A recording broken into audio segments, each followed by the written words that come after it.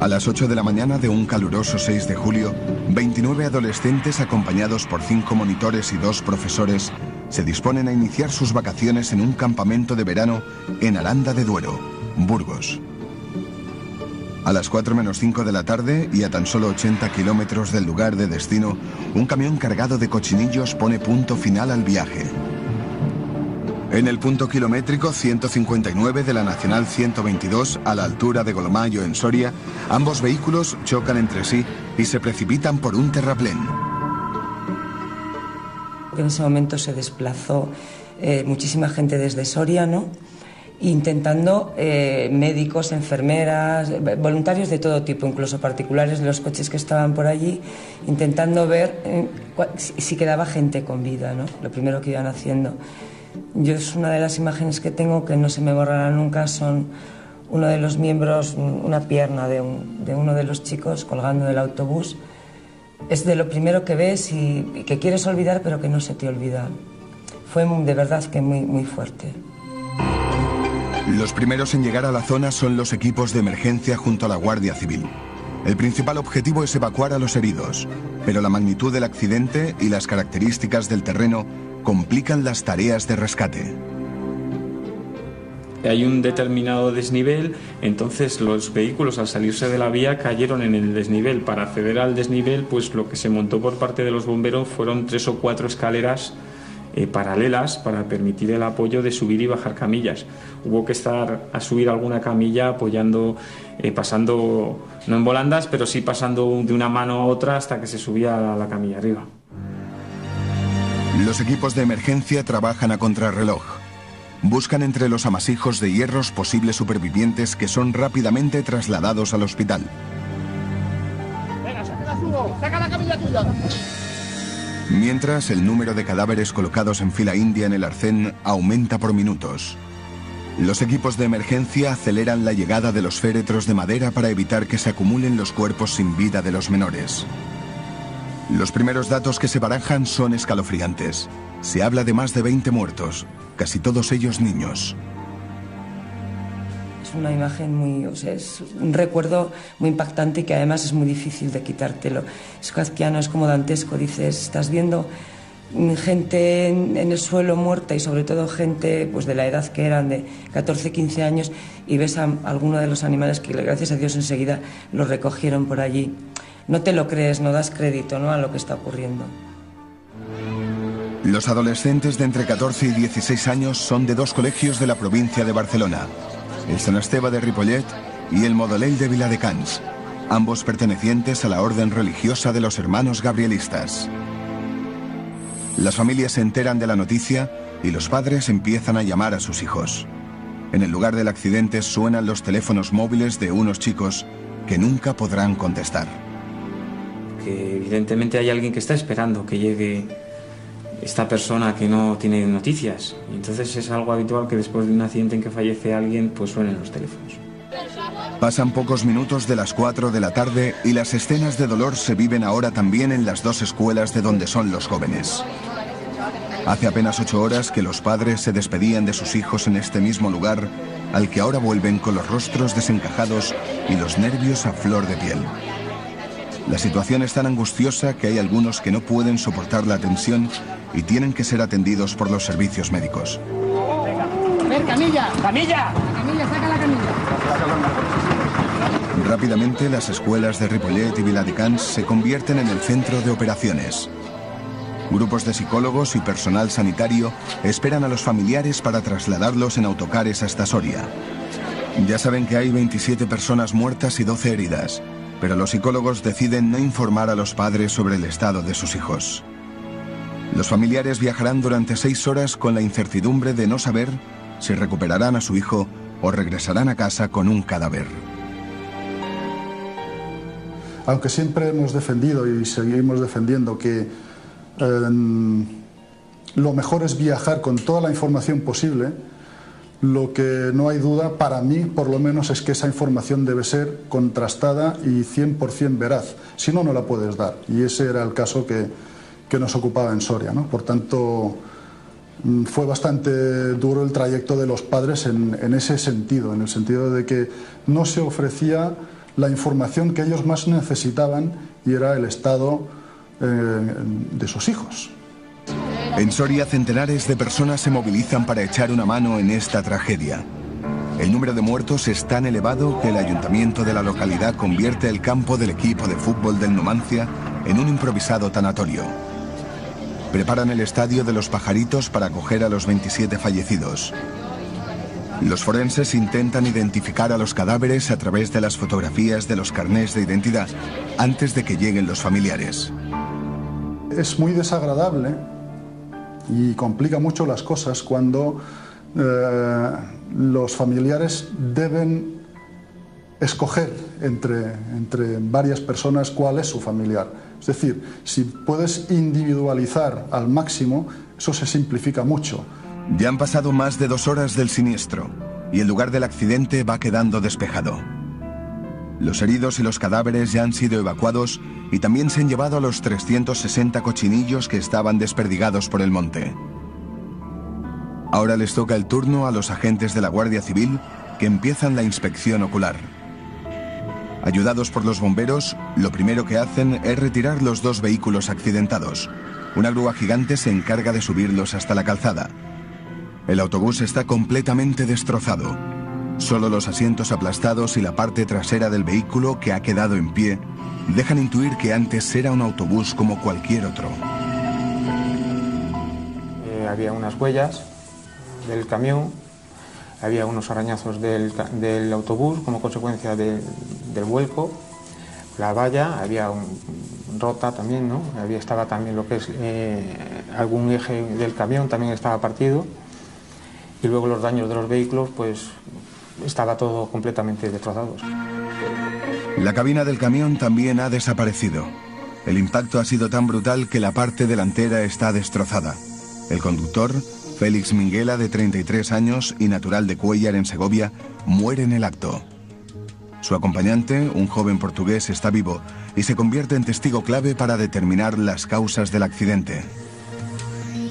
Las causas que más quedaron fueron la distracción del conductor del camión y un exceso de velocidad del autobús. El número de muertos y heridos es tan alto que la Dirección General de Tráfico encarga la investigación al Centro Zaragoza, un laboratorio especializado en reconstrucciones de accidentes de tráfico. Se necesita un análisis a fondo porque hay algunos elementos que no quedan claros, ya que ambos conductores eran expertos al volante. Los 2 vehículos cumplían a rajatabla las normas de seguridad y eran prácticamente nuevos. Además, el tramo de carretera donde se produce el accidente es una zona que tiene mucha visibilidad y con el pavimento en perfectas condiciones. Para realizar una reconstrucción de un accidente en 3 dimensiones, un equipo de ingenieros e infógrafos se traslada al lugar de los hechos. Allí recogen los datos de la carretera y de los vehículos implicados en el siniestro. Toman varias fotografías que después analizan minuciosamente. El trazado de la vía es un factor determinante, así como las huellas encontradas en la calzada, que informan del punto de colisión y de los movimientos de los vehículos antes y después de chocar. Los expertos también valoran los daños que presentan los quitamiedos para determinar cómo se ha producido la salida de vía de los vehículos. Es crucial para los investigadores el estado en el que han quedado el autobús y el camión tras el siniestro, porque ayuda a conocer por qué parte impactan.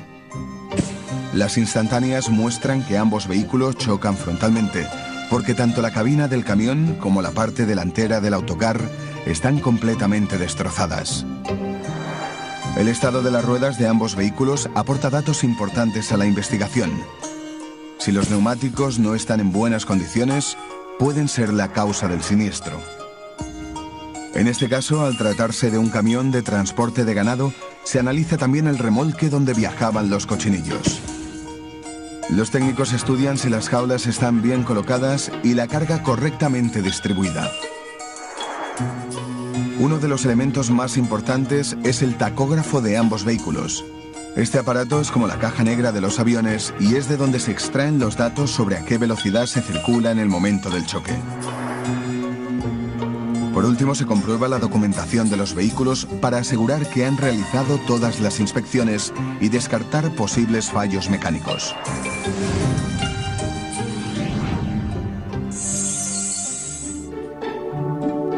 Tras el análisis, los expertos elaboran una reproducción por ordenador de cómo es el accidente.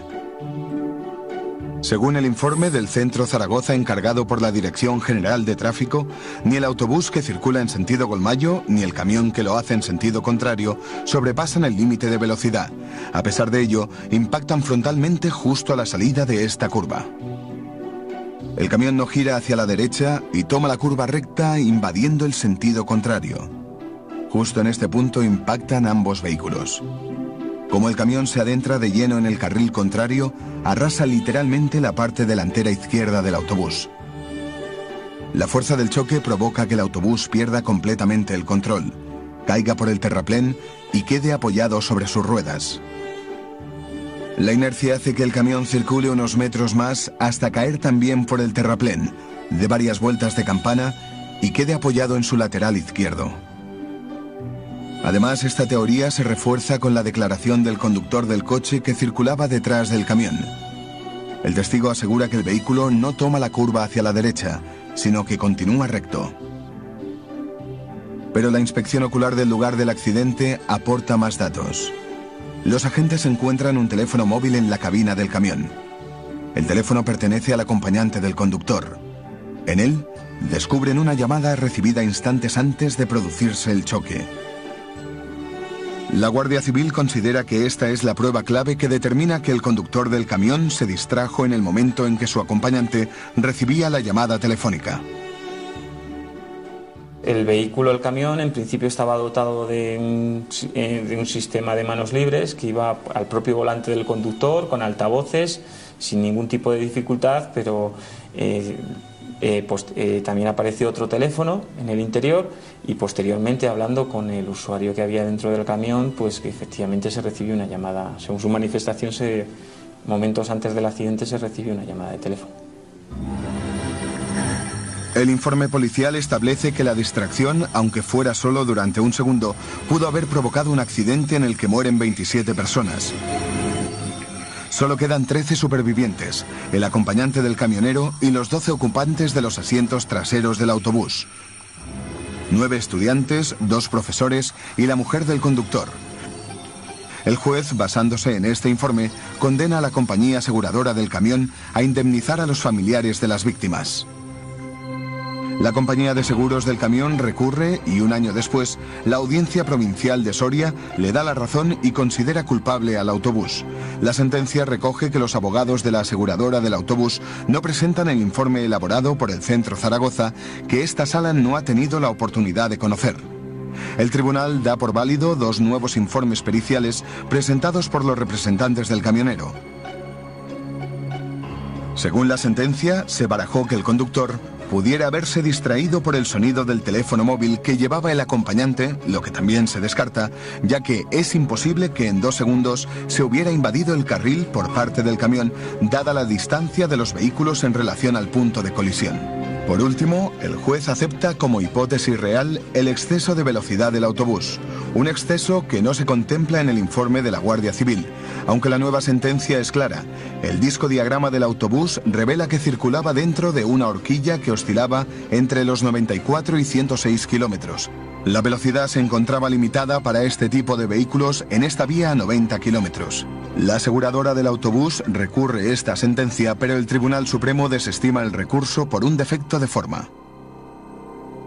Durante toda la tarde los teléfonos no dejan de sonar en el hospital, pero ninguno de los interlocutores quiere escuchar esta respuesta. O sea, mire, le voy a dar un teléfono porque aquí en este hospital no ha quedado ingresado. A las 2 de la madrugada llegan los primeros familiares a Soria. Son los padres que deciden viajar por su cuenta. Su primer destino es el hospital. Llegan con la esperanza de que su hijo esté ingresado. En el caso de estos padres, la esperanza tan solo dura unos pocos minutos. Una vez dentro, les comunican que su hijo no está en el hospital. Está en el estadio de los Pajaritos. Es uno de los fallecidos. Pocos minutos después, llega el primer autobús lleno de padres con el corazón roto y sumidos en un inmenso dolor. pero con la esperanza de que entre los 13 supervivientes estén sus hijos. El silencio es absoluto. Solo se rompe con el llanto ahogado de algunos familiares.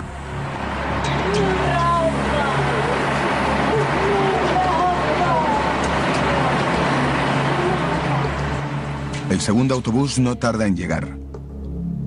Para los psicólogos, este es el momento más duro. Hay que comunicar los nombres de los vivos.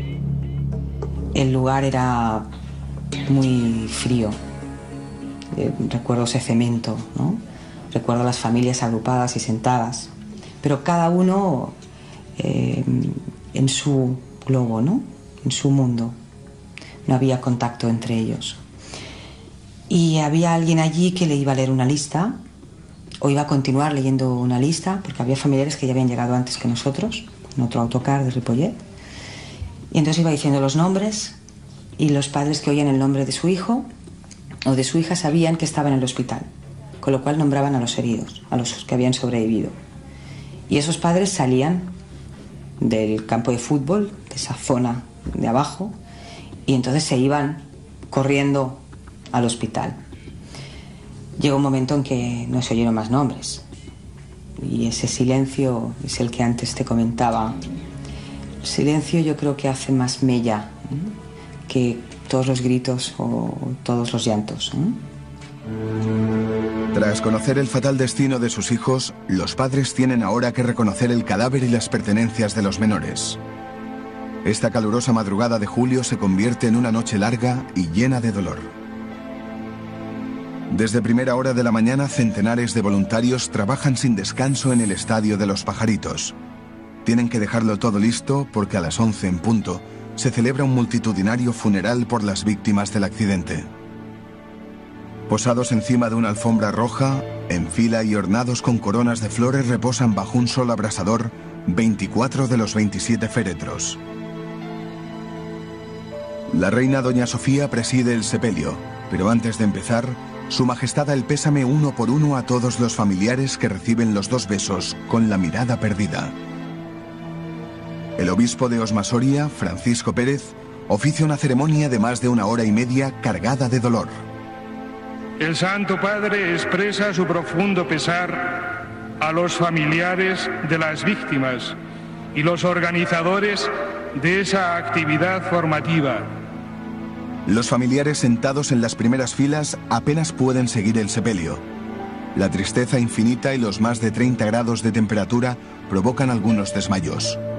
Rotos por el dolor, cuando acaba la misa, los familiares buscan entre los féretros el nombre de sus seres queridos.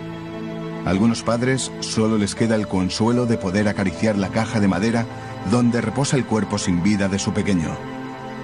Todos ellos aguantan estoicamente la misa antes de poder volver a casa.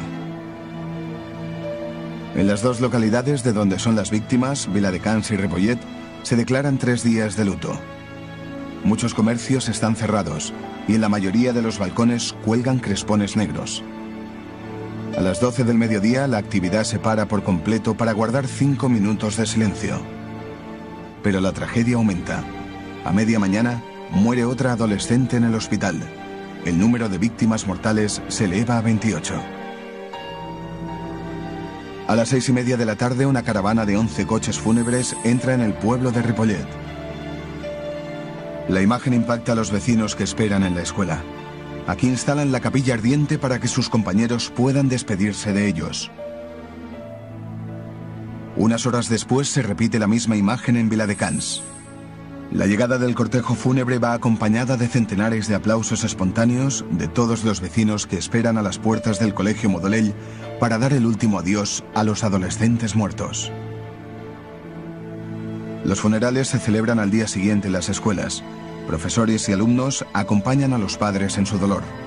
Según los expertos, ahora llega el momento más duro para los familiares, enfrentarse al día a día con la ausencia de sus seres queridos. Se consigue vivir con ello, superarlo yo no diría tanto, porque que muera tu hijo es algo con lo que vas a convivir siempre. Hay quien lo va a llevar mejor, hay quien lo va a llevar peor. Se puede superar en el sentido de que tú puedes superar lo que nosotros llamamos fase de duelo, que es un periodo en el cual tú vuelves a organizar tu vida y vuelves a vivir tu propia vida con esa ausencia. Cuando puedes hacer eso, técnicamente se dice que lo has superado, pero eso no quita de que a una madre o a un padre que haya perdido a un hijo, pues eso lo va a llevar siempre.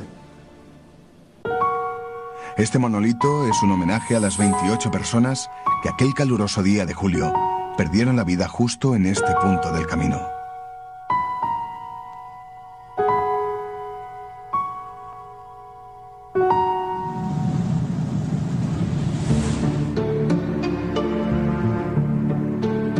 Este es el camping Los Alfaques en la provincia de Tarragona. Como un día más, los campistas preparan la comida, disfrutan de la sombra bajo los árboles o se bañan en la playa. Hace 30 años, el 11 de julio de 1978, la imagen era muy distinta. Acaba de producirse el siniestro más grave de la historia de España en el transporte de mercancías peligrosas. En cuestión de segundos, el accidente de un camión cargado con gas propileno convierte el camping en un cementerio de cadáveres calcinados. Un camión cisterna cargado con gas propileno circula por la Nacional 340. Lleva recorridos más de 100 kilómetros y está a punto de llegar al municipio de Alcanar, en Tarragona. Son las 2:30 cuando circula por el tramo donde está ubicado el camping Los Alfaques, en el que veranean más de 400 personas. Entre ellos, 3 hermanos de Tortosa, Raúl, Tony y Alex, y la chica que los cuida, Nora. Su padre está a punto de llegar del trabajo. El día anterior estuvimos peleando montando la tienda, porque aquello del camping es duro, es roca debajo y cuesta bastante, claro, pero en fin, estuvimos peleando montando la tienda, y aquel día salí a trabajar por la mañana a las 8, que el trabajo lo tenía ya, tenía varias cosas, y de hecho cuando volví es cuando explotó el camión. Las altas temperaturas y el exceso de carga provocan que la cisterna del camión explote. Y sí recuerdo de haber visto un objeto volar, que era parecía un bote al revés. Lo que recuerdo es decírselo a mi madre: oye mamá, mira que hay un bote volando. Claro, mi madre me dijo: un bote, esto no puede ser. Nos quedamos todos mirando al cielo a ver qué era, hasta que cayó. Y cuando cayó, pues, bueno, sé que hubo una explosión muy fuerte y a partir de ahí muchísimas explosiones. Laura tiene entonces 9 años. Lo que ve volar es la cisterna del camión cargada de gas propileno. Cuando choca contra el suelo, forma una gran bola de fuego que se come las caravanas y las tiendas que encuentra a su paso y acaba con la vida de muchos campistas. El horror se multiplica porque explotan todas las bombonas de butano y los coches de los veraneantes. Y cuando llegué, pues estaba ardiendo todo. Y ya empezó todo. Fue una cosa instantánea, no sabía ni por qué la explosión, no sabía nada. Y al explotar y al mirar, pues entré a ver qué había pasado con los hijos. Intenté llegar donde estaban y no había manera de llegar, porque había fuego por todos lados, explotaban las bombonas de butano, eran como conos de fuego invertidos y era peligroso. Bueno, no había una temperatura enorme. Las llamas recorren la zona sur del camping y afectan a un radio de 300 metros. Más de 100 turistas mueren calcinados. Los campistas que tienen más cerca la playa intentan salvar sus vidas tirándose al mar. Pero la lengua de fuego calienta de forma espectacular el agua, que alcanza una temperatura de 2000 grados centígrados. Ninguno logra sobrevivir. El peor recuerdo que tengo es la frustración de no poder ayudar a nadie. El ver a una persona con el fuego a la espalda y no poder parar. Eso es el peor recuerdo que se te queda. La impotencia de no poder ayudar a nadie. Creo que eso es lo peor que te puede pasar. El decir, yo me estoy salvando, pero tú te estás muriendo y no te voy a poder ayudar. Creo que esto es lo peor que le puede pasar a una persona. Y eso es lo que realmente pasó ahí. Que todo el mundo... si dicen que el ser humano es egoísta, ahí se demostró que era egoísta. O sea, yo me voy a salvar y lo siento, pero a ti no te puedo ayudar, porque es que si no me muero yo. Yo sabía dónde estaba mi familia y sabía que estaban en el sitio del fuego, por lo tanto sabía lo que había ocurrido con mi familia, pero siempre tienes la esperanza de que no estuvieran en aquel momento allá. De hecho, pues entré el primero, yo creo que fue el primero que me atreví a entrar un poco, y ya encontré pues a la chica y a 2 de mis hijos muertos y quemados, y a otro no lo encontré, no lo localicé. Lo tuve que localizar un día o 2 después. Los bomberos y los equipos sanitarios llegan a los pocos minutos y se encuentran con el infierno. 215 personas pierden la vida. Yo no sé si volvimos a nacer o no, pero yo sí que creo en el destino, que no era nuestro día. Yo sí que puedo decirte que de ese accidente en concreto, yo sí que puedo decir que mi madre sí que me salvó la vida ese día. Si yo hubiera ido a ducharme como yo quería ducharme, no estaríamos hablando. Por lo tanto, sí que creo que le debo, como mínimo eso, el que no me dejara irme a duchar. Pero sí, supongo que sí que volvimos a nacer otra vez. Es el destino de las personas. No era ese nuestro día. En segundos, los cuerpos de más de 100 campistas se convierten en estatuas de carbón. Los coches y las tiendas quedan destrozados por las llamas. Un centenar de turistas resultan heridos. La mayoría agoniza unas horas más hasta morir en el hospital porque las quemaduras son demasiado graves. Veías que estaban vivos, pero sabías que no. Que al día siguiente, esa noche, a los 2 días, tenían que, porque era imposible por la cantidad de la superficie de piel quemada, es imposible que pudieran sobrevivir. Y te miraban, que lo que veías, la mirada de como pidiendo lo que no podías dar. Entonces, intentar que sufrieran lo menos posible, refrescándoles con la toalla, con la sábana húmeda y ya está. El accidente en el camping es portada en media Europa, porque la mayoría de los acampados son alemanes, franceses y belgas. La palabra más utilizada por los corresponsales y enviados especiales para definir lo que encuentran al llegar a los alfaques es infierno. Y bueno, cuando llego me encuentro un panorama realmente como dantesco, como si hubiese pasado, yo qué sé, una guerra por allí, ¿no? Y bueno, empiezo a deambular por allí, empiezo a hacer fotos.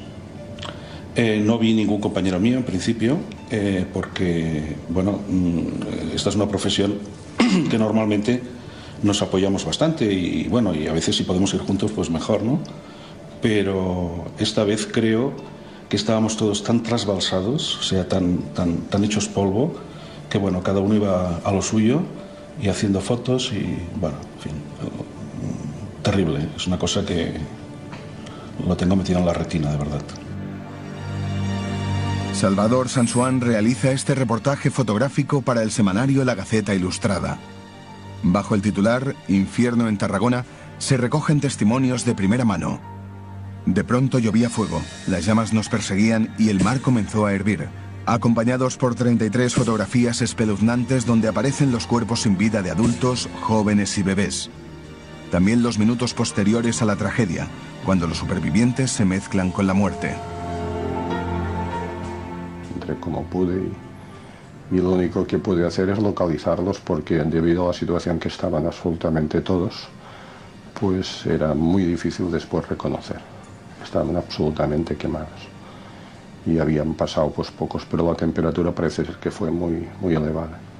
Debido al tipo de combustible que llevaba el camión, fue una temperatura extremadamente elevada.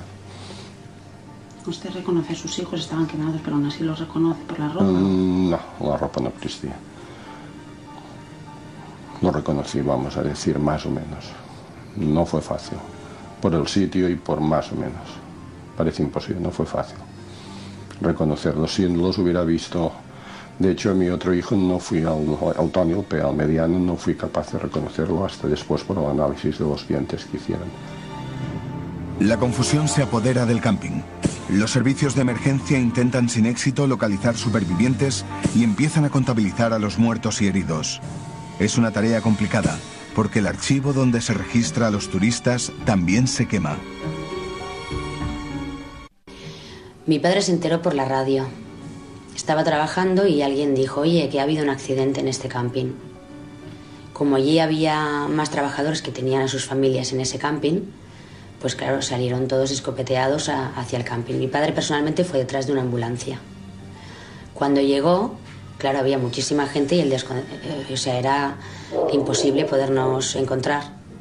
Yo sé que él fue preguntando a la gente si nos habían visto y al final pues le dijeron que sí, que su familia estaba viva, que no sabían dónde estábamos, pero que nos habían visto. Y bueno, cuando nos encontramos yo recuerdo el abrazo ese de mi padre. Claro, hasta que no llegó al camping y vio que nosotros estábamos sanos y salvos, pues imagínate, amigos suyos no tuvieron tanta suerte, habían perdido a su familia. Hombre, las imágenes más impactantes, de verdad, para mí las más impactantes, fue la gente que regresaba al camping, la desesperación de la gente que regresaba al camping, que había perdido familiares que se habían quedado allí mientras ellos iban a hacer una excursión. Quizás eso era lo más terrible. La Guardia Civil y el Ejército trasladan los cuerpos calcinados al cementerio de Tortosa, en Tarragona. En los ataúdes esperan a ser identificados en una macabra fila de cadáveres. Terminé el reportaje de los fallecidos pues sobre las 2 o las 3 de la mañana. Y claro, desde las 2:20 que llegaría allí, oliendo los cadáveres que hacían un olor fortísimo, las víctimas, los heridos también quemados, estaban vivos, pero el olor lo hacían. Porque a algunos, pues a lo mejor ya no les quedaba mano de los fallecidos. Y claro, y cogerlos y continuamente, si fueron 12 horas o 13 horas percibiendo aquel olor, pues no. Después de muchos años estuve sin poderlo soportar. Por la noche tuve la oportunidad de ir a fotografiarlos y no me atreví a entrar al cementerio. Me esperé a la mañana siguiente a que hubiese más gente, porque me cogió como pánico, ¿eh? O sea, saber que había tantos muertos allí, tantos. Fotografié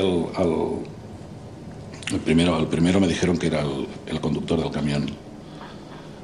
Y le fotografié la muñeca y se veía la hora que ponía el reloj.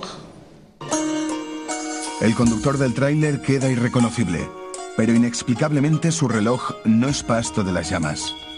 Las manecillas se paran a las 14:36, la hora en la que se produce el accidente. La cifra de muertos por la explosión varía conforme pasan los días. Se van encontrando nuevos cadáveres y en los hospitales fallecen la mayoría de los heridos, que tienen casi todo el cuerpo quemado.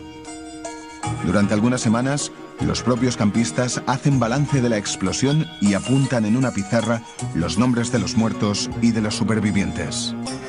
Me acuerdo de una señora que había fallecido, que tenía abrazado a una criatura, los dos quemados.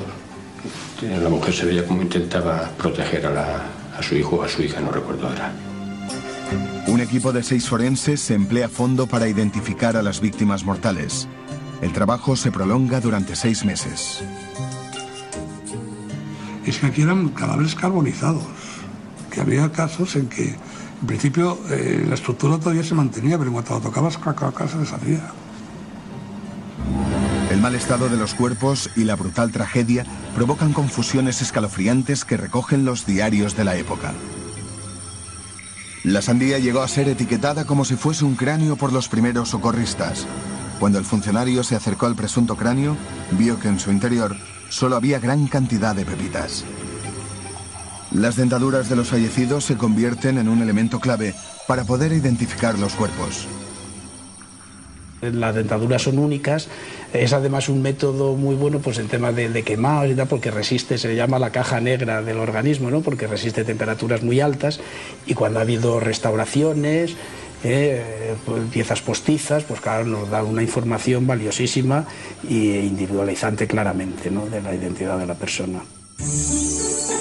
La identificación odontológica permite reconocer un cadáver a partir de los dientes que permanecen prácticamente intactos después de un incendio o una gran catástrofe. Es básico el historial dental de la víctima para conocer si ha habido implantes, prótesis, empastes o extracciones. Con toda esta información se hace una comparación de dentaduras. Los datos registrados antes de la muerte se cotejan con los obtenidos del cadáver. Pero la identificación dental tiene un punto débil: los niños. La mayoría no tiene historial dental y es imposible hacer la comparación. Los forenses se enfrentan a la dura situación de pedir fotografías de los pequeños a sus padres. Hombre, quieras que no, pues con nada más pedías. No, quiero fotografías, pero que estén sonrientes, ¿no?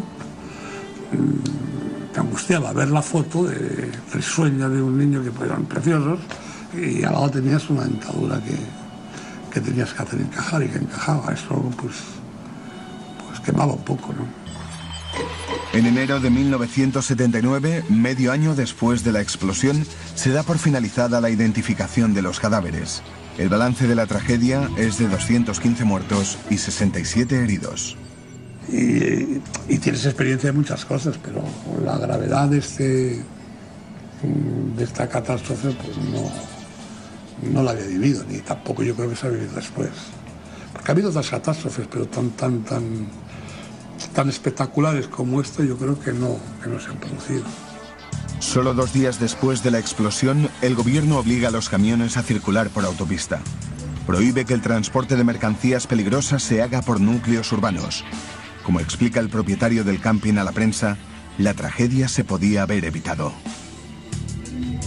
Con 1000 pesetas esto no hubiera ocurrido. Poco más o menos son 1000 las pesetas que un camión de las características del siniestrado debe pagar en concepto de peaje para circular por la autopista, en lugar de hacerlo por la carretera nacional. Bueno, pasa como todo, que hasta que no pasan las desgracias no se evitan estas cosas. Pero bueno, aquello sirvió para que no hayan más accidentes. Pero claro, eso costó la vida de 300 personas o 200 y pico de personas. Pero sí se podría haber evitado. Desde el accidente de los Alfaques, los controles a los camiones que transportan mercancías peligrosas son más exhaustivos.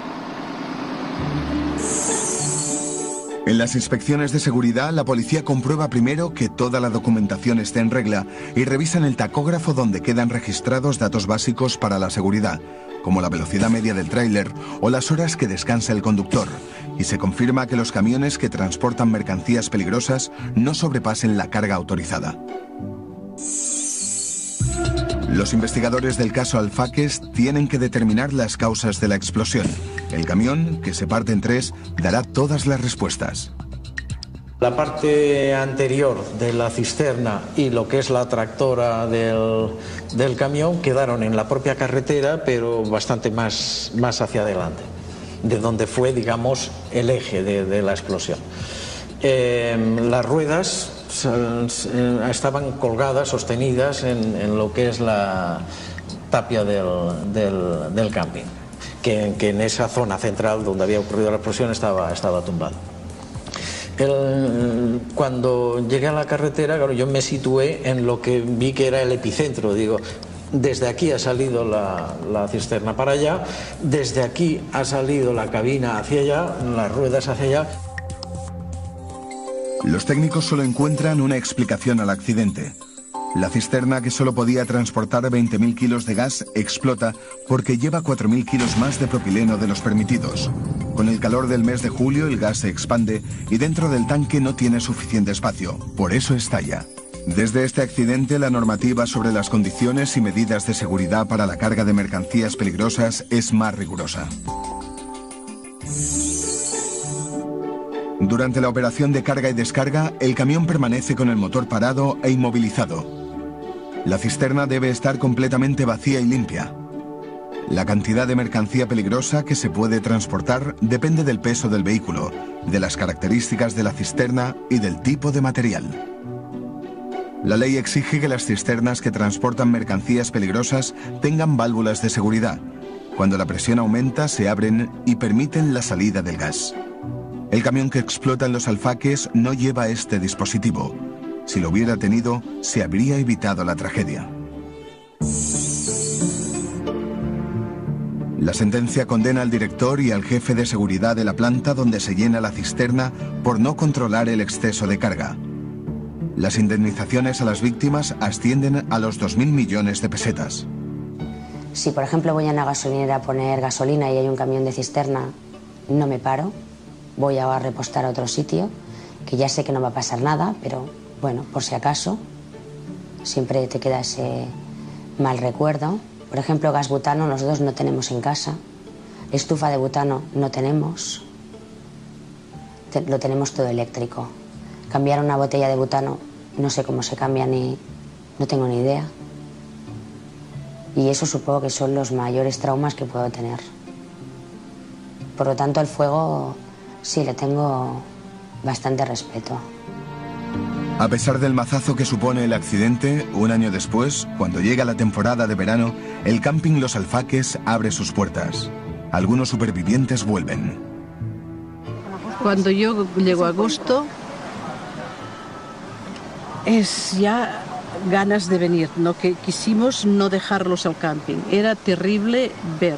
Yo he paseado por esos caminos y en los trocitos que había empedrados había aún las pieles de los pies de la gente. Todo lo que es los pies, la piel había quedado en el suelo. Cuando uno mira atrás, la reflexión que hace es que pues la memoria, ¿no? Que la memoria pues sabemos que es sabia, pues el recuerdo que le queda a uno es el recuerdo en primer lugar de las víctimas que perdieron la vida en el accidente, y luego pues se le va a uno difuminando las trágicas y digamos horribles imágenes de accidente, y lo que queda pues es pues el recuerdo pues de la gente que perdió la vida y del apoyo que hubo en ese momento, la solidaridad que hubo en ese momento de accidente. La mayoría de los supervivientes nunca regresa a Los Alfaques, ni siquiera vuelve a ir de camping. Sí, se vive con ellas. Es así de sencillo, se vive con ellas. Y si no lo aceptas así, bueno, lo tienes en el baúl de los recuerdos, y cuando me preguntan, pues sabe un poco del baúl de los recuerdos. Después este baúl cierras la tapa y miras de mantenerla cerrada. Esta pared del camping Los Alfaques, con 215 estrellas, recuerda a las personas que perdieron la vida en la explosión. 30 años después, hay 2 cuerpos sin identificar que nadie ha reclamado. Yo iba dormida, porque habían puesto la película y me quedé dormida. Y yo me desperté en el momento en el que el autobús estaba aparcando. Entonces me enteré un poco más tarde, ¿no? Como perdí el conocimiento, pues al perder conocimiento yo ya no sabía ni dónde estaba, ni qué es lo que había pasado, nada. Yo no sabía nada, yo escuchaba a la gente gritar, respirar, respiraciones que le costaba a la gente respirar, que la gente chillando. Miércoles 19 de agosto de 1992. 53 pasajeros y 3 conductores de la compañía Bus Express viajan en un autobús desde Cataluña hasta Andalucía. Algunos se dirigen a su tierra natal para visitar a sus familiares. Otros vienen de pasar unos días de vacaciones en Barcelona. El viaje es largo, son más de 12 horas. Cuando están a mitad de camino, a la altura de Torreblanca en Castellón, el vehículo se sale de la autopista AP7 y cae en una zanja. En el accidente mueren 46 personas. La primera noticia que tengo es mi hija Almudena. En el autocar viajaban 2 de mis hijas, Mónica, que fallece, y Almudena. Almudena en aquella época tenía 11 años. Sale malherida y entonces ingresa en un hospital de Castellón. La Guardia Civil, los bomberos y las ambulancias llegan inmediatamente al lugar del accidente para rescatar a los posibles supervivientes. Pero el autocar es un auténtico amasijo de hierros y los equipos de rescate solo sacan cadáveres de entre la chatarra. Muchos están irreconocibles. En cuanto giramos la curva, la imagen era dantesca. Era un montón, pues 40 y pico cadáveres en el arcén, colocados en fila, unos detrás de otros, y bueno, pues los cuerpos estaban, muchos de ellos completamente destrozados. Había pues cadáveres había personas de todas las edades, había gente mayor, había niños. Fue una imagen realmente horrorosa. Lourdes, esposa de uno de los choferes de Bus Express, sabe que su marido no es el conductor, pero desconoce aún si viaja en ese autobús. Yo pongo la televisión, pues como hacía otros muchos días, y sale un avance informativo donde sale un autocar de la empresa de mi marido. A mí me empezó a preocupar cuando había pasado una hora y yo no sabía nada. Yo no sabía que él iba en este autocar. El autobús se convierte en una trampa mortal para la mayoría de los pasajeros. Casi todos mueren aplastados por el techo del vehículo porque no tiene instalados los arcos de seguridad antivuelco, que hubieran minimizado la fuerza del impacto y reducido el número de víctimas mortales. Poco a poco los familiares de los pasajeros que viajan en el autocar accidentado llegan a Castellón. Tienen la esperanza de que sus seres queridos estén vivos, pero al llegar al tanatorio se topan de golpe con la realidad. Entonces yo recuerdo que se optó al principio por hacer pública una lista en la que figuraban los heridos, con lo cual todo el que no figuraba en aquella lista evidentemente había fallecido. Eso fue durísimo, durísimo ver cómo gente llegada de un montón de sitios de España acudía al tanatorio, buscaba el nombre de su ser querido, no lo encontraba, deducía inmediatamente. Incluso recuerdo una madre que viajaban sus dos hijas en aquel autobús y recuerdo que una de las hijas sí aparecía en la lista de los heridos, la otra no, evidentemente había muerto. Yo llegué a Castellón y era impresionante. Había mucha familiar, mucho.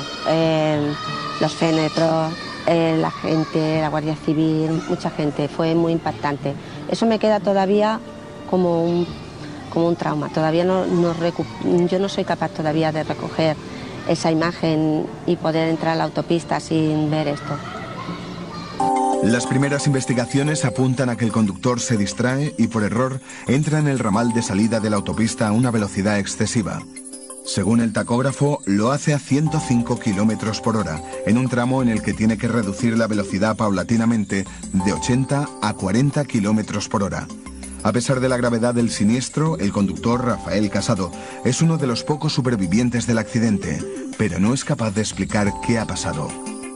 No, yo no tenía que salir de la autopista. ¿Usted no tenía que salir? No, yo iba directo hasta Valencia. Entonces, ¿cómo se fue usted por ese desvío? No lo sé, eso no recuerdo nada. El conductor, estudios hechos, diremos, por unas investigaciones de compañeros del conductor y demás, viéndolo que la catástrofe tan grande que hay dentro del autocar y que a él no le ocurre absolutamente nada, todos coinciden en que se tira del autocar antes que el autocar del vuelco. La causa más probable del accidente es un exceso de velocidad provocado por un despiste del conductor. La pregunta que se hace la policía que investiga el siniestro es ¿qué provocó ese despiste? Visto desde una niña de 11 años, el conductor no estaba en el momento indicado para llevar ese auto, porque estaba muy nervioso, porque se le veía que del mismo cansancio tendría que estar de mal humor, corría muchísimo, pero muchísimo, porque ya te digo que yo le dije a mi hermana que íbamos a llegar pronto con ese conductor. Claro, tú, sin saber nada, porque yo me monté en un autobús y punto. El día antes, el chofer del autocar acababa de hacer otro viaje de 1000 kilómetros, desde Écija en Sevilla hasta Barcelona. Llega a casa a las 6 de la madrugada y tras descansar 6 horas, se pone de nuevo al volante con destino a Andalucía. Son los datos que la Guardia Civil averigua tras analizar el tacógrafo del vehículo accidentado, que ha sido manipulado para marcar menos kilómetros de los que en realidad se han hecho. El tacógrafo es como la caja negra de los aviones. Es un aparato instalado en el autobús que controla todos los movimientos del vehículo. Un sensor ubicado en la caja de cambios envía los datos al tacógrafo donde quedan grabados en un disco de papel. En este documento debe aparecer el nombre del conductor y la matrícula del vehículo. Una vez iniciado el viaje y de forma automática, el disco anota minuto a minuto la velocidad del vehículo en tramos que oscilan de los 0 a los 125 km por hora. También registra la distancia recorrida desde el inicio del trayecto y las paradas efectuadas por el conductor. El chofer no puede conducir más de 9 horas seguidas al día. Sabemos que en España hay una red paralela de talleres ilegales en este sentido, que también se dedican a la manipulación, pero en negativo, de estos tacógrafos. En Mossos d'Esquadra calculamos que entre el 25 y el 30% de la flota podría estar conduciendo con el tacógrafo manipulado. Los investigadores descubren que los conductores de la empresa realizan jornadas de trabajo maratonianas y que no respetan los turnos de descanso. se empieza a señalar al propietario de Bus Express, Emiliano Pascual, como responsable indirecto del accidente. Los familiares de las víctimas le acusan de explotar a sus trabajadores. Los descansos que hacían, si es que los hacían, lo hacían de forma muy irregular en el propio asiento de al lado del conductor y en unas condiciones realmente nefastas. Es decir, entonces esto lo que ocurrió es que esta persona realmente estaba fatigada, tenía un cansancio, un sopor, y esto fue el motivo de la desorientación. El propio señor Casado, el conductor del vehículo, jamás se ha quejado de eso. Al contrario, dice que estaba en un ambiente de trabajo adecuado, que realizaba las horas que le correspondían a su jornada laboral, que se les exigía no superar límites de velocidad, que se les exigía cumplir la normativa administrativa y que si no la cumplían, de tráfico me refiero, las multas les iban a ellos. Pero la realidad es que el día del accidente Rafael Casado solo ha dormido 6 horas cuando la ley marca un mínimo de 11 horas de descanso entre cada jornada laboral. Es verano, la mejor época de negocio para la empresa y además la Expo de Sevilla atrae a miles de turistas. Casado realiza a diario la ruta Cataluña-Andalucía y no respeta los tiempos de descanso. Aún así, él jamás culpa a la compañía Bus Express. La empresa comete muchas más irregularidades. No tiene asegurados a sus trabajadores. El vehículo accidentado carecía de licencia de largo recorrido y no había pasado la ITV. A los pocos kilómetros de salir Barcelona, el autocar lo para una pareja de la Guardia Civil de Tráfico. Me imagino que estos señores comprobarían de que no podía salir de un radio de acción de Barcelona, de los 100 kilómetros de Barcelona. Me imagino que comprobarían que no tenía pasada la ITV, que no era una excursión, que era un viaje. Ese autocar tenía que haber sido inmovilizado. Y en ese caso se estaba dentro del plazo. La mayor evidencia de que el vehículo podía circular es que los propios agentes de la Guardia Civil dejaron circular al vehículo textualmente, según recoge la sentencia de Castellón, porque no había ningún impedimento técnico del autocar. O sea, no había ninguna razón que motivara que ese autocar se tuviera que parar. Es un autocar de 1 año. Tienen que pasar casi 4 años para que alguno de los implicados en el accidente se siente en el banquillo. Esta mañana se inició el juicio contra el conductor, la única persona procesada. Los afectados quieren extender las responsabilidades tanto a la Guardia Civil como a los propietarios de la empresa Bus Express, propietaria del vehículo. El conductor, para quien el fiscal pide 2 años de prisión, asegura no recordar nada. El conductor, Rafael Casado, apenas declara durante el juicio. Tan solo se limita a decir que no recuerda nada del accidente.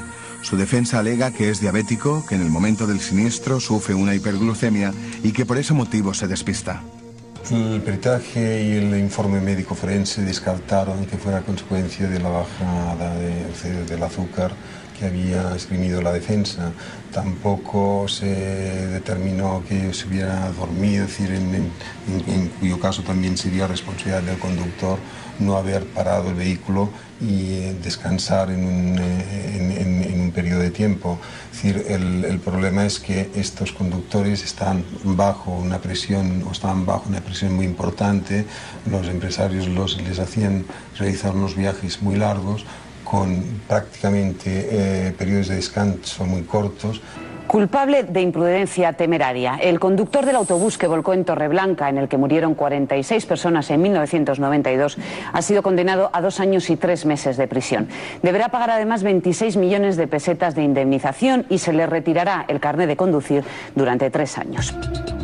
Pero los afectados también quieren llevar a juicio a los dueños de Bus Express y lo consiguen en 2003, 11 años después del accidente.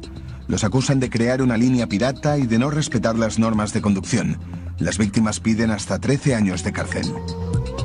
Es un hecho que ocurre puntualmente por una falta de atención puntual, que si hubiera ocurrido antes no hubiera pasado el accidente. Y esa desatención no fue continuada, sino que se puso remedio inmediatamente, pero ya no había remedio. Eso yo creo que todos podremos comprender que se trata de mala fortuna. Hay que tener en cuenta que estos conductores hacían 1.300 kilómetros diarios. Su punto de salida, como ya decía, es la línea de la Concepción y el destino Cornellá, o viceversa, un día tras de otro. No hay ser humano que sea, por muy profesional que sea capaz de aguantar ese ritmo de trabajo. Eso es lo que provoca el accidente. Emiliano Pascual es condenado a 4 meses de prisión. Los jueces entienden que sometía a sus empleados a jornadas laborales que en algunos casos superaban las 19 horas. Pero los familiares de las víctimas presentan un recurso ya que consideran que la condena es insuficiente. Finalmente, la Audiencia de Barcelona absuelve al empresario porque el delito ha prescrito y la sentencia recoge que el dueño no tiene ninguna responsabilidad directa sobre el accidente. Para algunos afectados, esta decisión judicial es justa. Aseguran que el único culpable de la tragedia es el conductor. Fue un accidente como otro cualquiera, con muchas víctimas, con mucho dolor, pero un accidente. Provocado por un error humano, por no descansar una persona. No porque no fueran los papeles en regla de un autocar, no porque fueran a una ciudad o a otra, no. 16 años después del accidente, casi todos los familiares piensan que la empresa tiene el deber moral de reconocer su responsabilidad en el siniestro.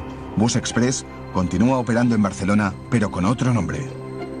A lo primero, lógicamente, tienes un afán de venganza. Lo que pasa es que, precisamente por ser quizá persona responsable y saber que hay una familia detrás, no te tomas la venganza, no te tomas la justicia por tu mano. Hoy en día quizá no tuviera tanto remordimiento y me lo hubiera tomado por mi mano después de haber visto lo que he visto. Cuando conducimos tenemos una falsa sensación de seguridad. Disfrutamos del poder sobre la máquina, dominamos la situación. Pero aunque no seamos conscientes, también tenemos el poder de destruir nuestra vida y la de los demás.